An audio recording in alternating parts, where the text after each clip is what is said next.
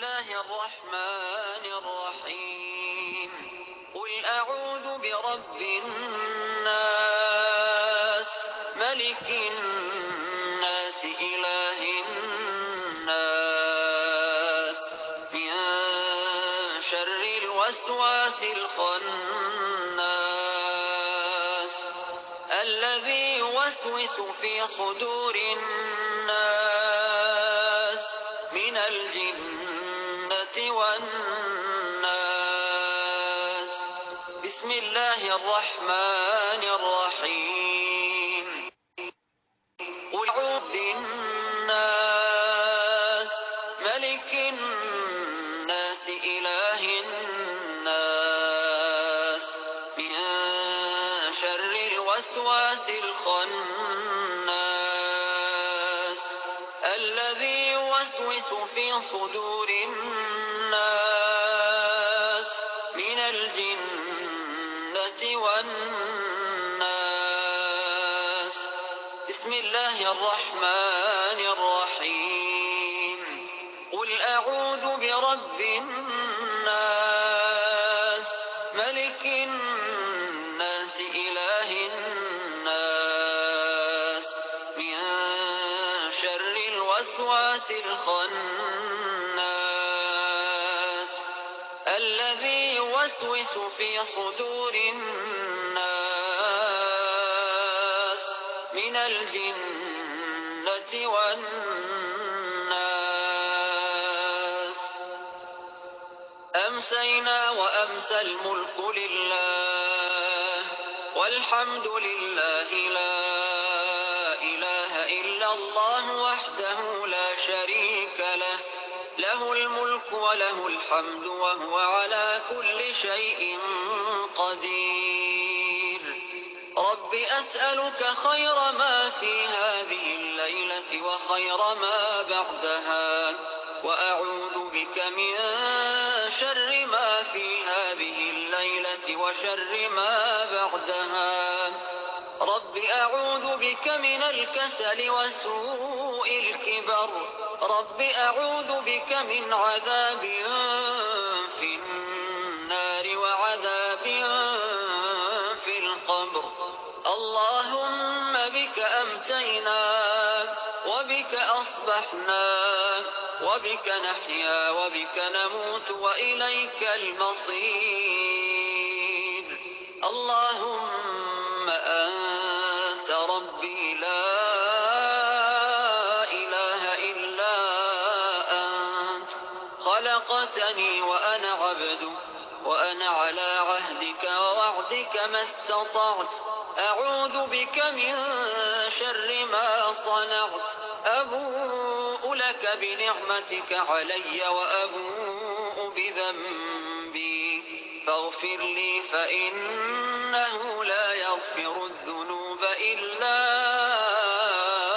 أنت. اللهم إني أمسيت أشهدك وأشهد حملة عرشك وملائكتك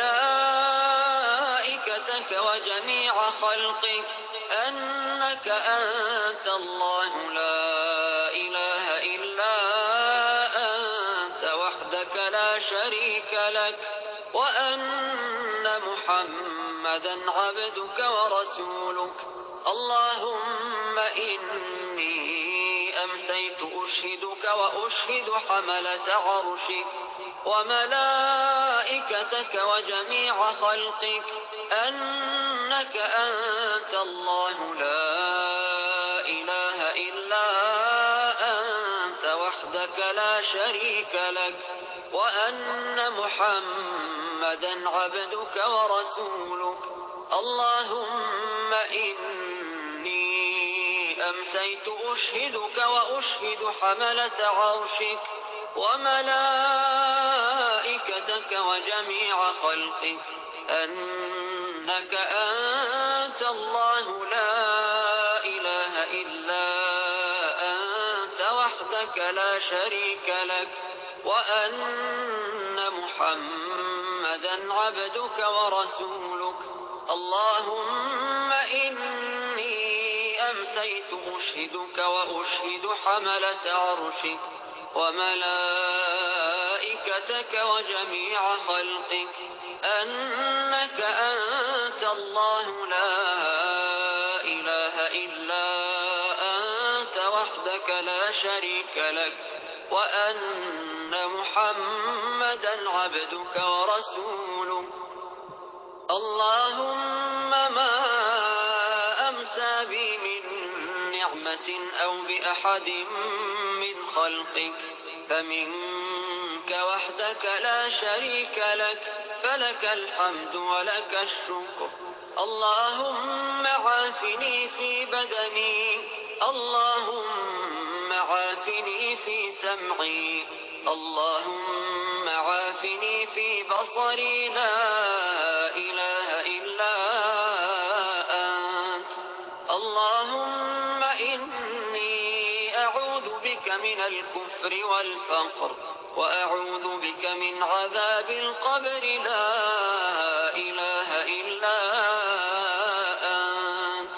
اللهم عافني في بدني اللهم عافني في سمعي اللهم عافني في بصري لا إله إلا أنت. اللهم إني أعوذ بك من الكفر والفقر وأعوذ بك من عذاب القبر لا إله إلا أنت. اللهم عافني في بدني اللهم عافني في سمعي اللهم عافني في بصري لا إله إلا أنت. اللهم إني أعوذ بك من الكفر والفقر وأعوذ بك من عذاب القبر لا إله إلا أنت. یہ اذکار صبح بھی اور شام کو بھی یہاں بحرین ریڈیو کے اوپر آتے ہیں. دیکھیے یہ وہ دعائیں ہیں، وہ اذکار ہیں جو نبی صلی اللہ علیہ وآلہ وسلم نے سکھائے ہیں. صبح شام کے ہر وقت اللہ کی تعریف ہوتی ہے، توحید بیان ہوتی ہے، رد شرک ہوتا ہے، پوری طرح اعتراف ہوتا ہے کہ مالک تو الہ ہے اور تیرے علاوہ کوئی الہ نہیں ہے. ساری نعمتیں صرف اور صرف اکیلے تیری طرف سے ہیں اور کوئی اس میں شریک نہیں ہے، کسی اور کی حمد نہیں ہے، کسی اور کی شکر گزاری نہیں ہے. تیرے رکوع ہیں، تیرے سجدے ہیں، تیری پکاریں ہیں، تیری نظر و نیاز ہے، تو مالک ہے اور اکیلا مالک ہے. دیکھیے یہ وہ دور تھا جو طاغوت کا دشمن دور گزرا ہے. ایمان اور توحید کی بات سامنے لائی جاتی تھی اور رد شرک ہوتا تھا. اس وجہ سے اللہ تعالیٰ نے مسلمانوں کو عزت دی تھی اور عروج دیا تھا. اور آج جو ذلت اور خواری خاص کر ان مسلمانوں کے اوپر آ رہی ہے وہ اللہ کے ساتھ عقیدے میں خرابی کی وجہ سے، شرک کی وجہ سے ہے. اللہ کے علاوہ اوروں کو داتا کہتے ہیں، دستگیر کہتے ہیں، مشکل کشا کہتے ہیں، حاجت روا کہتے ہیں، ان کے واسطے وسیلے دیتے ہیں، ان کے چڑھاوے چڑھاتے ہیں، ان کے عرس اور میلے کرتے ہیں، وہاں رکوع اور سجدے کرتے ہیں اور سجدہ تعظیمی کہتے ہیں. اور ساری تعریفیں ان کی انہی کے لیے ہوتی ہیں، قبر والوں کے لیے، مزار والوں کے. جس طرح ہندو اپنے مورتی کے سامنے بچھے جا رہے ہیں، سکھ اپنے جو ان کا ایک ہوتا ہے وہ قبر سی بنی ہوتی ہے اس کے گرد بھجن گا رہے ہوتے ہیں، پتہ نہیں کیا کر رہے ہوتے ہیں. یہ مسلمان قوالیاں گا رہے ہوتے ہیں اپنے باباؤں کے گرد. اور کم از کم جو شرک یہ کرتے ہیں اتنا ضرور کہتے ہیں کہ یا اللہ یہ جو ہم نے رمضان کے روزے رکھے ہیں یا نمازیں پڑھی ہیں یا کوئی اور صدقہ خیرات کر دیا، یہ اپنے حبیب کے صدقے قبول فرما. ایسا نجس شرک ہے ان کے اندر. خالص اللہ کو پکارتے ہوئے، اللہ کی ذات اور صفات کا واسطہ دیتے ہوئے ان کو پتہ نہیں کیا پریشانی لاحق ہو جاتی ہے، کیونکہ یہی کچھ سکھایا ان کے اکابرین نے. لہذا ضرورت اس بات کی ہے کہ مسلک پرستی سے نکلا جائے، ہر طرح کے شرک سے، چاہے جمہوریت کا شرک ہو، دیوبندیت، بریلویت، اہل حدیثیت، سب کے اندر صوفیزم، ہر ایک کے اندر شرک ہے. کوئی ملک ایسا نہیں جہاں شرک اور کفر نہ ہو، ہر جگہ دیکھا. لیکن ان عربوں کے اندر سب سے زیادہ یہ، چونکہ اللہ کی کتاب ان کے پاس ہے اور ان کی اپنی زبان کے اندر ہے، پھر بھی عقیدے کے اندر خرابی ہے اور بالکل دنیا پرستی چھا گئی ان کے اوپر. تو اللہ کے بندو، یہ ایمان عقیدے کی بات ہے، یہی ہمارا پیغام ہے، یہی ہماری دعوت ہے. اور اسی چیز کو ہم بیان کر رہے ہیں. یہی صدقہ جاریہ ہمارے لیے قیامت تک جب یہ ایمان عقیدے کی باتیں ہوتی رہیں گی، توحید کی باتیں ہوں گی، غلبہ اسلام ہوگا، سب جتنا اجر ہے اللہ تعالیٰ ایسے مومنوں کے کھاتے میں ڈالے گا جو اس سلسلے کے اس کے ساتھ رہے ہیں اور ایمان توحید کی بات کو آگے لانے میں معاون ثابت ہوئے، اس کا ساتھ دیا ہے، سچوں کا ساتھ دیا ہے. اللہ تعالیٰ غور و فکر کرنے کی توفیق عطا فرمائے.